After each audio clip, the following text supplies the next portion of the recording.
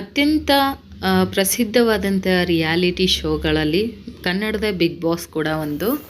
So ನಾವು ನೋಡ್ತಾ ಇರ್ಬೋದು ಈಗ ಏನು ನಡೀತಾ ಇದೆ. ಗೋಲ್ಡ್ ಸುರೇಶ್ ಅವರು ಆಚೆ ಬಂದಿರುವಂಥದ್ದು ಮತ್ತು ಶಿಶಿರ್ ಕೂಡ ಎಲಿಮಿನೇಟ್ ಆಗಿ ಆಚೆ ಬರ್ತಾರೆ. ಎರಡೂ ಕೂಡ ಒಂಥರ ನಮಗೇನೋ ಶಾಕಿಂಗ್ ನ್ಯೂಸ್ ಥರನೇ ಅನ್ನಿಸ್ತಾ ಇದೆ. ಯಾಕಂದರೆ ಶಿಶಿರ್ ಅವ್ರ ಆಟ ಚೆನ್ನಾಗಿತ್ತು, ಬಟ್ ಅವ್ರು ಆಚೆ ಬಂದಿರೋದೇ ಆಶ್ಚರ್ಯ. ಬಟ್ ಪರವಾಗಿಲ್ಲ. ಆದರೆ ಗೋಲ್ಡ್ ಸುರೇಶ್ ಅವರು ಏನೂ ಮಾಡದೆ ಆಚೆ ಬಂದಿರೋದಕ್ಕೆ ಹಲವಾರು ಸಂದೇಹಗಳಿದೆ. ಬಿಗ್ ಬಾಸ್ ಹೇಳಿದರು ಸುರೇಶ್ ಅವರಿಗೆ ಅವ್ರ ಮನೆ ಈ ಬಿಗ್ ಬಾಸ್ ಮನೆಗಿಂತ ಅವರ ಮನೆಯ ಒಂದು ಅವಶ್ಯಕತೆ ಜಾಸ್ತಿ ಇದೆ. ಹಾಗಾಗಿ ತುರ್ತು ಪರಿಸ್ಥಿತಿಗಾಗಿ ಅವ್ರು ಆಚೆ ಬರಬೇಕು ಅಂಥೇಳಿ ಬಿಗ್ ಬಾಸ್ ಅನೌನ್ಸ್ ಮಾಡ್ತಾರೆ. ಬಟ್ ಹೊರಗಡೆ ಬಂದಾಗ ಎಷ್ಟೊಂದು ಸುದ್ದಿಗಳನ್ನು ನೋಡ್ತೀವಿ. ಅವ್ರ ತಂದೆ ನಿಧನ ಆಗಿದ್ದಾರೆ ಅಥವಾ ತಾಯಿಗೆ ಹುಷಾರಿಲ್ಲ ಅನ್ನೋ ಹಲವಾರು ಫೇಕ್ ನ್ಯೂಸ್ಗಳನ್ನು ನೋಡ್ಕೊಂಡು ಬಂದಿದ್ದೀವಿ.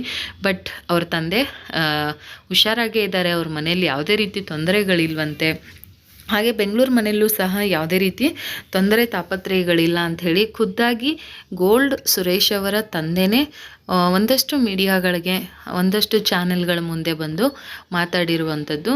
ಆದರೆ ಗೋಲ್ಡ್ ಸುರೇಶ್ ಅವರನ್ನು ಯಾವ ಕಾರಣಕ್ಕೋಸ್ಕರ ಬಿಗ್ ಬಾಸ್ ಮನೆಯಿಂದ ಆಚೆ ಕಳಿಸಿದ್ರು ಅನ್ನೋ ಸಂದೇಹ ಎಲ್ಲರಿಗೂ ಇರುತ್ತೆ. ಬಹುಶಃ ಅವರ ಒಂದು ಕಾಲು ನೋವು ಒಂದು ಸಮಸ್ಯೆ ಇರೋದ್ರಿಂದ ಏನಾದರೂ ಆಚೆ ಬಂದ್ರ ಅಥವಾ ನಿಜವಾಗ್ಲೂ ಅವ್ರ ಮನೆಯಲ್ಲಿ ಏನಾದರೂ ಸಮಸ್ಯೆ ಆಯಿತಾ ಅನ್ನೋ ಸಂದೇಹ ತುಂಬ ಜನಕ್ಕೆ ಕಾಡ್ತಾ ಇದೆ. ಹಾಗೆ ಇದರ ಒಂದು ಅಸಲಿ ಕಾರಣವನ್ನು ತಿಳ್ಕೊಳ್ಬೇಕಂದ್ರೆ ಇವತ್ತಿನ ಎಪಿಸೋಡ್ ನೋಡಿದಾಗ ಅಲ್ಪ ಸ್ವಲ್ಪವಾದರೂ ಇದರ ಬಗ್ಗೆ ನಿಮಗೆಲ್ಲ ಮಾಹಿತಿ ಸಿಗ್ಬೋದು. ಬಟ್ ಇತ್ತೀಚಿನ ದಿನಗಳಲ್ಲಿ ಗೋಲ್ಡ್ ಸುರೇಶ್ ಅವರು ಕೂಡ ತಮ್ಮ ಒಂದು ಆಟವನ್ನು ಚೆನ್ನಾಗಿ ಆಡ್ತಾಯಿದ್ರು. ಇದ್ರ ಬಗ್ಗೆ ನಿಮ್ಮ ಅನಿಸಿಕೆ ಅಭಿಪ್ರಾಯಗಳನ್ನು ಕೂಡ ಹೇಳಿ. ಇವರು ನಮ್ಮ ಉತ್ತರ ಕರ್ನಾಟಕದ ಒಬ್ಬರು ಸ್ಪರ್ಧಿಯಾಗಿದ್ದರು ಅನ್ನೋದಕ್ಕೆ ನಮಗೂ ಖುಷಿ ಆಗುತ್ತೆ. ಆದರೆ ಈ ಥರ ಅಚಾನಕ್ಕಾಗಿ ಸಿಕ್ಕಿರುವಂಥ ಅವಕಾಶವನ್ನು ಚೆನ್ನಾಗಿ ಬಳಸ್ಕೋತಾ ಇದ್ರು.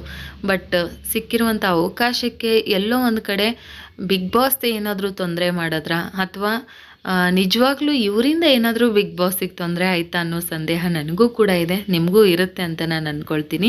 ಮತ್ತು ಶಿಶಿರ್ ಅವರು ಎಲಿಮಿನೇಟ್ ಆಗಿದ್ದು ಕೂಡ ತುಂಬ ಒಂದು ಬೇಸರದ ಸಂಗತಿ. ತುಂಬ ಚೆನ್ನಾಗಿ ಆಟ ಆಡ್ತಾಯಿದ್ರು. ಆ ಥರದ ಕಂಟೆಸ್ಟೆಂಟ್ಗಳು ಹೊರಗೆ ಬರ್ತಾ ಇರೋದು, ಧರ್ಮ ಆಗಿರ್ಬೋದು, ಶಿಶಿರ್ ಅವರಾಗಿರ್ಬೋದು, ಇವರೆಲ್ಲ ಆಚೆ ಬರ್ತಾ ಇರೋದು ವಿಪರ್ಯಾಸ ಅನಿಸುತ್ತೆ. ಇದ್ರ ಬಗ್ಗೆ ನಿಮ್ಮ ಅನಿಸಿಕೆ ಏನು ಅಂತ ನನಗೆ ಹೇಳಿ. ಯಾಕಂದರೆ ನಾನು ಫಾಲೋ ಮಾಡ್ತಾ ಇದ್ದೀನಿ ಬಿಗ್ ಬಾಸ್ ಅನ್ನೋ ಒಂದು ಶೋನ, ನೀವು ಕೂಡ ಫಾಲೋ ಮಾಡ್ತಾ ಇರ್ತೀರ. ನನ್ನ ಫೇವ್ರೆಟ್ ಕಂಟೆಸ್ಟೆಂಟ್ ಬಂದು ಅಲ್ಲಿ ಶಿಶಿರ್ ಆಗಿದ್ದರು ಆ್ಯಂಡ್ ಧರ್ಮ ಆಗಿದ್ದರು ಆ್ಯಂಡ್ ಹನುಮಂತು ನನಗೆ ತುಂಬ ಫೇವ್ರೇಟು. ಸುರೇಶ್ ಅವರು ನಮ್ಮ ಉತ್ತರ ಕರ್ನಾಟಕ ಭಾಗದಲ್ಲಿ ಒಂದು ರೈತ ಕುಟುಂಬದಲ್ಲಿ ಹುಟ್ಟಿರುವಂಥ ಒಬ್ಬ ವ್ಯಕ್ತಿ. ಸೊ ಅವರು ಕೂಡ ಏನಾದರೂ ಸಾಧನೆ ಮಾಡಲಿ ಅನ್ನೋದೇ ನನ್ನ ಒಂದು ಆಸೆ ಮತ್ತು ಅಭಿಲಾಷೆಯಾಗಿತ್ತು. ಬಟ್ ಕಾರಣಾಂತರದಿಂದ ಅವರು ಆಚೆ ಬಂದಿರುವಂಥದ್ದು ತುಂಬ ಬೇಸರದ ಸಂಗತಿ. ಇರಲಿ, ಭಗವಂತ ಅವರಿಗೂ ಒಳ್ಳೆಯ ಅವಕಾಶಗಳನ್ನು ಇನ್ನೂ ಹೆಚ್ಚೆಚ್ಚು ಕೊಡಲಿ. ಅವರು ಇನ್ನೂ ಎತ್ತರಕ್ಕೆ ಬೆಳೆದು ನಮ್ಮ ಉತ್ತರ ಕರ್ನಾಟಕದ ಒಂದು ಕೀರ್ತಿ ಪತಾಕೆಯನ್ನು ಎಲ್ಲೆಡೆ ಹಾರಾಡಿಸ್ಲಿ ಅಂತ ನಾನು ಈ ವಿಡಿಯೋದಲ್ಲಿ ಕೇಳ್ಕೊಳ್ತೀನಿ. ಎಷ್ಟು ಜನ ನೀವು ಹನುಮಂತನನ್ನು ಫಾಲೋ ಮಾಡ್ತೀರಾ? ನಿಮ್ಮ ಫೇವ್ರೆಟ್ ಕಂಟೆಸ್ಟೆಂಟ್ ಯಾರು ಅನ್ನೋದನ್ನ ನನಗೆ ಈ ವಿಡಿಯೋ ಕೆಳಗಡೆ ಪ್ಲೀಸ್ ಒಂದು ಕಮೆಂಟ್ ಹಾಕಿ. ನಿಮ್ಮ ಫೇವ್ರೆಟ್ ಕಂಟೆಸ್ಟೆಂಟ್ಗೆ ನಿಮ್ಮ ಸಪೋರ್ಟ್ ಯಾವಾಗಲೂ ಇರಲಿ ಅಂತ ನಾನು ಕೇಳ್ಕೊಳ್ತೀನಿ. ಇದಾಗಿತ್ತು ಇವತ್ತಿನ ಒಂದು ಬಿಗ್ ಬಾಸ್ ಸಣ್ಣ ಒಂದು ಅಪ್ಡೇಟ್. ವಿಡಿಯೋ ಇಷ್ಟ ಆದರೆ ಲೈಕ್ ಮಾಡಿ, ಶೇರ್ ಮಾಡಿ, ಸಬ್ಸ್ಕ್ರೈಬ್ ಮಾಡದೆ ನೋಡ್ತಾ ಇದ್ದರೆ ಸಬ್ಸ್ಕ್ರೈಬ್ ಮಾಡ್ಕೊಳ್ಳಿ. ಬಿಗ್ ಬಾಸ್ ಒಂದು ಶೋ ಉಪಯೋಗನ ಅಥವಾ ಅನುಪಯೋಗನ ಅನ್ನೋದ್ರ ಬಗ್ಗೆನೂ ಕೂಡ ಕಮೆಂಟ್ ಹಾಕಿ. ಒಂದು ಎಂಟರ್ಟೈನ್ಮೆಂಟ್ ಫ್ಯಾಕ್ಟಲ್ಲಿ ನಾವು ಆ ಬಿಗ್ ಬಾಸನ್ನು ಶೋವನ್ನು ಫಾಲೋ ಮಾಡ್ತೀವಿ. ನೀವು ಒಂದು ಯಾವ ಒಂದು ಫ್ಯಾಕ್ಟಿಗಾಗಿ ನೀವು ಬಿಗ್ ಬಾಸ್ ಶೋನ ಫಾಲೋ ಮಾಡ್ತಾ ಇದ್ದೀರಾ ಅಥವಾ ಬಿಗ್ ಬಾಸ್ ಶೋಯಿಂದ ಏನು ಉಪಯೋಗ ಇದೆ, ಅಡ್ವಾಂಟೇಜ್ ಏನಿದೆ, ಡಿಸಡ್ವಾಂಟೇಜ್ ಏನಿದೆ, ಸೊಸೈಟಿಗೆ ನಿಜವಾಗ್ಲೂ ಒಳ್ಳೆ ಮೆಸೇಜ್ ಹೋಗ್ತಾ ಇದೆಯಾ ಅನ್ನೋದು ಕೆಲವೊಂದು ಸರಿ ನನಗೂ ಡೌಟ್ ಬರುತ್ತೆ. ಬಟ್ ನಿಮ್ಮ ಸಂದೇಹಗಳು ಅಥವಾ ನಿಮ್ಮ ಒಂದು ಅನಿಸಿಕೆಗಳನ್ನು ನೀವು ಈ ವಿಡಿಯೋ ಕೆಳಗಡೆ ಕಮೆಂಟ್ ಹಾಕಿ. ಬಿಗ್ ಬಾಸ್ ಅನ್ನೋ ಒಂದು ಶೋ ಎಷ್ಟು ಉಪಯುಕ್ತವಾಗಿದೆ, ಜನಗಳಿಗೆ ಯಾವ ಥರ ಮೆಸೇಜ್ ಹೋಗ್ತಿದೆ ಅಥವಾ ನಿಮ್ಮ ಮನಸ್ಸಿನ ಮೇಲೆ ಅದು ಯಾವುದೇ ರೀತಿ ಪರಿಣಾಮ ಬೀರಿದೆ ಅನ್ನೋದ್ರ ಬಗ್ಗೆ ತಿಳ್ಕೊಳ್ಳೋ ಕುತೂಹಲ ನನಗೂ ಕೂಡ ಇದೆ.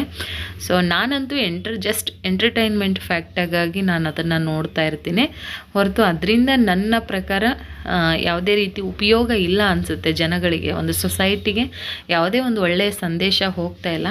ಬಟ್ ಒಂದು ಪರ್ಸ್ನಾಲಿಟಿನ ಯಾವ ಥರ ನಾವು ಬಿಲ್ಡ್ ಮಾಡ್ಬೋದು, ಒಂದು ಒಳ್ಳೆಯ ಪರ್ಸ್ನಾಲಿಟಿಯನ್ನು ಇಟ್ಕೊಂಡು ಬದುಕಿದ್ರೆ ನಮಗೊಂದು ವ್ಯಕ್ತಿತ್ವ ಇರುತ್ತೆ ಅನ್ನೋದನ್ನು ಒಂದು ಸಂದೇಶ ನನಗಲ್ಲಿ ಕಾಣಿಸುತ್ತೆ. ನಿಮಗೇನು ಕಾಣಿಸುತ್ತೆ ಆ ಬಿಗ್ ಬಾಸ್ ಮನೇಲಿ ಅನ್ನೋದನ್ನ ಕಮೆಂಟ್ ಮಾಡಿ.